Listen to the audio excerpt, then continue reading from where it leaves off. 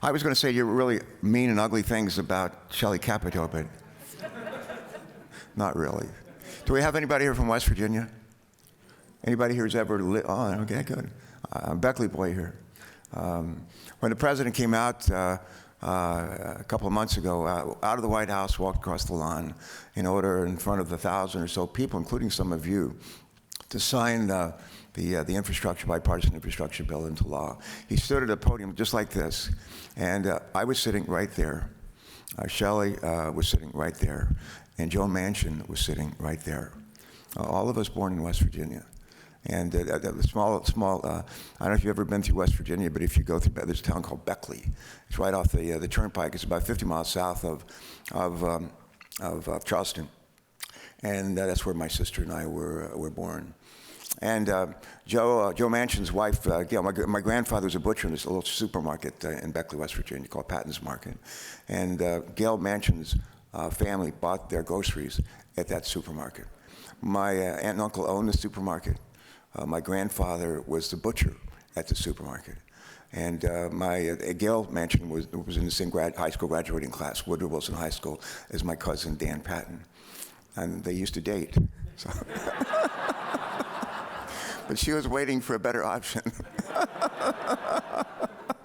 And I think she found it most days. So Joe's a good friend. But the idea that 3 kids from West Virginia would grow up and have a chance to help write and then manage on the floor I think maybe the most transformational infrastructure legislation in the history of our country. What an amazing thing. And I just want to thank all of you for your work in helping us to shape that bill and to enact it. It's one thing. Let me just back up. Winston Churchill used to say, did any of you ever know Winston Churchill? Yeah. I love to quote Churchill. Churchill used to say, democracy is the worst form of government devised by wit of man, except for all the rest. It's a hard way to govern. And he was always sure to say that. He also used to say, the further back we look, the further forward we can see. The further back we look, the further forward we can see. And I'm going to come back to that with respect to transportation. And the other thing that he used to say, that I especially like, was when you're going through hell, keep going. We've been going through hell. And do we have any veterans here? Any veterans here? Raise your hand. Stand up if you're a veteran. Stand up. Come on, let's give them some love.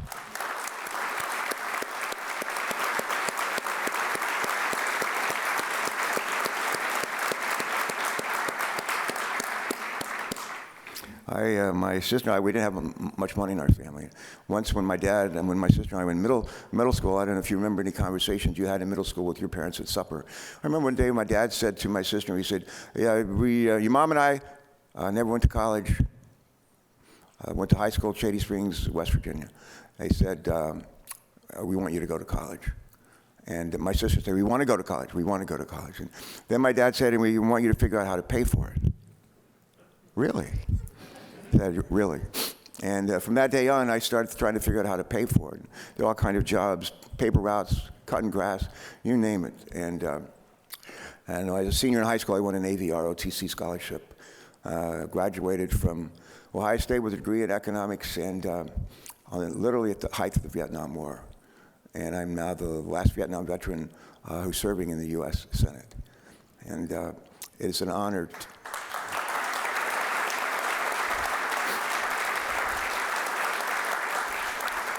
Honored, but that's how I got started. That's how I had a chance to get an education and to go on to be Delaware's treasurer, congressman, governor, senator. Before I ever ran for office, I was 29, I ran for state treasurer. Nobody wanted to run. And Albert Einstein used to say, in adversity lies opportunity. I believe that, every core of my body. In adversity lies opportunity. Let me hear you say in adversity. Come on, let me hear you say in adversity. Lies opportunity. Boy, if there's nothing else you take out of here, take that with you. All kinds of diversity in the world. The Ukraine. I'll just tell you something. I used to fly a lot of missions out of Taiwan during the Vietnam War. If we don't stand strong, not just as a country, not just as NATO, but the rest of the free world, if you will, the other democracy, if we don't stay strong and make sure that Mr. Putin is not successful in this endeavor. If we don't, Taiwan is next. China is next.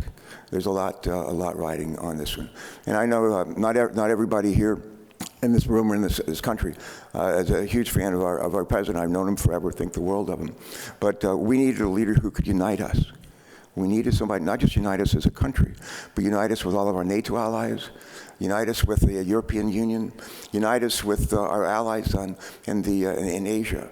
And there's an old African proverb, you may have heard this before. It goes something like this: if you want to go fast, go alone. If you want to go far, travel together. Travel together. And if you took nothing else away from the President's State of the Union address, I hope you took away the fact that, at least with respect to the Ukraine and the threat that is faced, that they face, heroically facing. Heroically. Can you imagine the President of the Ukraine? Here's a guy who was a TV star. He had a comedy show. And he once played in, I don't know if it was a movie or a TV show, he played a president. I don't know if you knew that. And now he's doing it for real. And he's doing it better than most presidents I've ever seen. So I said to my staff, I said, we need more comedians to become presidents. That's the message we take out of here. Anyway, Joe Biden had been president just a couple of days, and he calls me Tommy. And he said, Tommy, I have a favor to ask. And I said, what's that, Mr. President? And he said, I need for you to give me the names of a number of senators I should invite to the White House right after the inauguration to focus on transportation. And I said, I'll give you those names tomorrow. And I think I can give them to you right now. I'll give them to you and your staff tomorrow. And I started with Shelley. I couldn't have a better wing woman. You heard the term wing man. I couldn't have a better wing woman. We meet every week. We meet every week, either in person or on the phone. I call her Sunday night. She was in West Virginia. We just talk for half an hour or so. We do that all the time. When I was new in the Senate, we had a Senate Finance Committee, big committee, important committee, maybe along with appropriations, the most powerful committee. And I wanted to be on the Finance Committee. It took a few years to get there, but finally did. But we had a guy named Max Baucus, a Democrat from Montana. We had a guy named there we go. Chuck Grassley, anybody from Iowa? We hear Chuck Grassley from Iowa. They were the lead Democrat and lead Republican. And they had they decided, when they became the leaders of the Finance Committee, they said, we are going to meet every week, the two of them.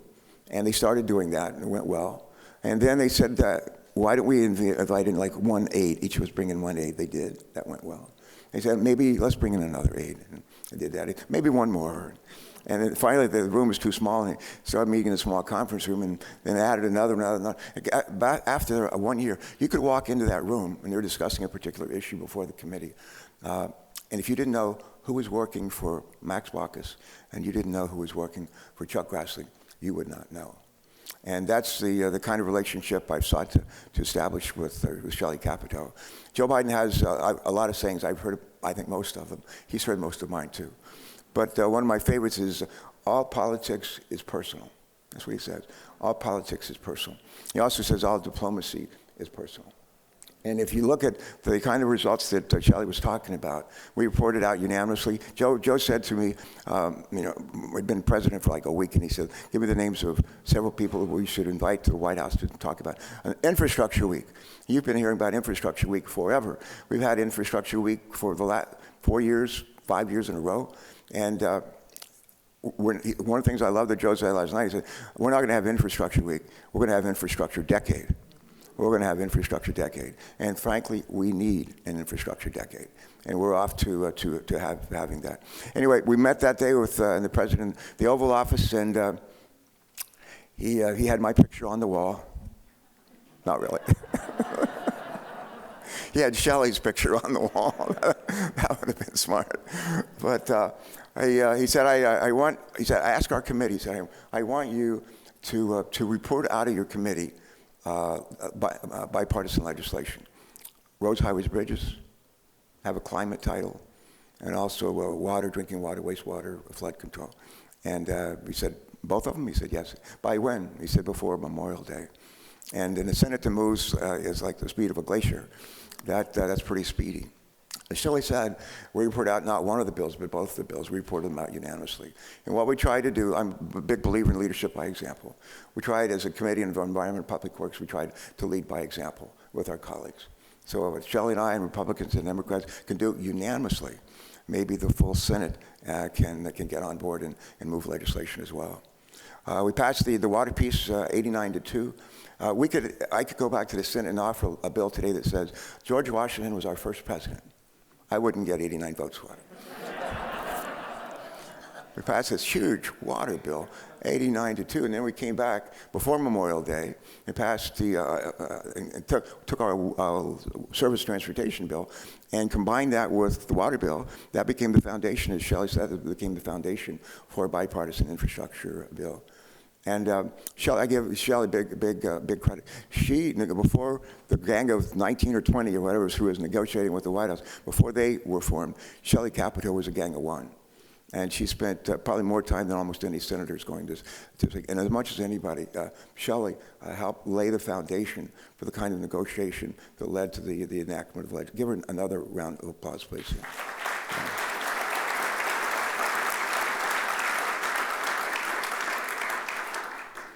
I don't normally read my speeches. I just love to let it flow. And but I'm going to read it. This next part. I just think it's important that I do that. So this is good stuff. So just listen up. Now, as we've done passing legislation, we're now doing the really hard part, and that's the implementation. But it's fine to come up with ideas. It's time to enact them. It's good to fund them. But the actual implementation, that is the key. And sometimes that's the hardest part, as you know. Now, as we turn to the implementation phase of this law, the effort that's required will be no less Herculean than what we went through before. When drafting this legislation, we created innovative programs and included historic levels of funding, as you know. And all of that needs to result in communities across our nation with shovels in the ground. And as we began implementing the bipartisan infrastructure law, we must do so in a way that makes a real and lasting difference in people's lives. A real difference in their lives, the quality of their lives, the future that they have. State departments of transportation have, as you know, a critical role to play in this effort. Shortly after the infrastructure bill became law, the Federal Highway Administration encouraged, let me underline, encouraged states to enhance the resilience of your transportation systems, improve safety, especially for pedestrians and bicyclists, reduce transportation emissions, and address the backlog of repairs for roads and bridges that are in poor condition, and there's a lot of that. The agency also reminded us that these projects could often be completed quickly at lower cost. This was not a requirement or a one-size-fits-all mandate. This was encouragement. I share these goals. After all, they were some of my top priorities in negotiating our infrastructure bill. And frankly, they were some of my priorities when I was governor of Delaware for 8 years and had the privilege of being chairman of the National Governors Association for part of that time. We also know that AASHTO shares these goals.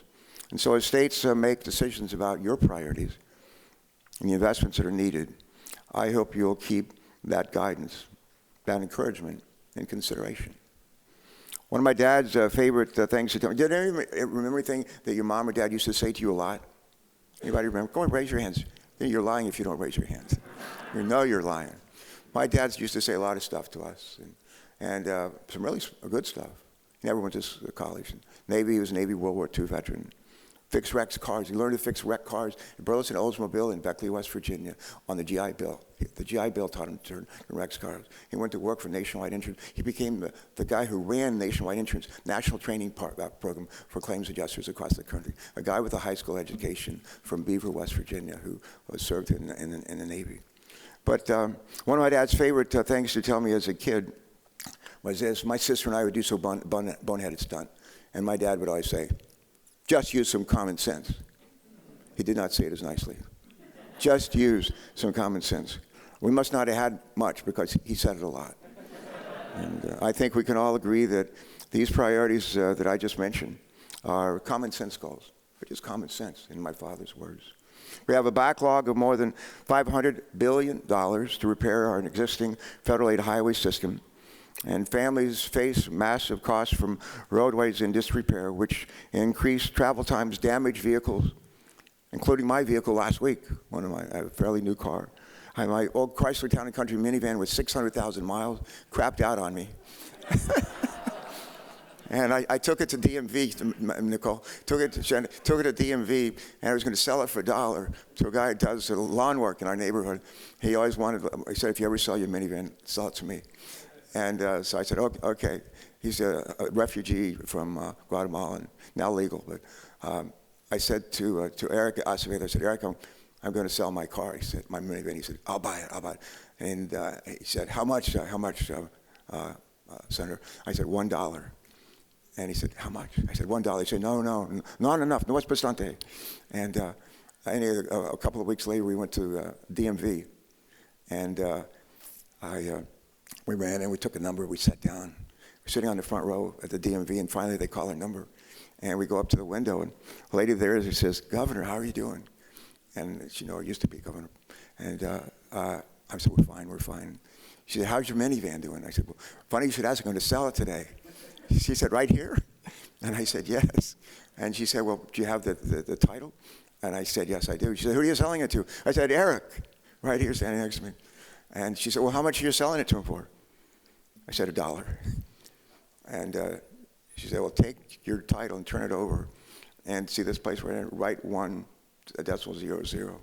And I did. And she said, sign it. I did. And then she said, we have a transfer fee. I said, how much is that?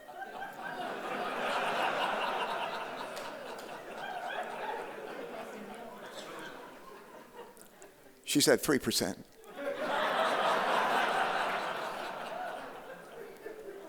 I reached into my pocket.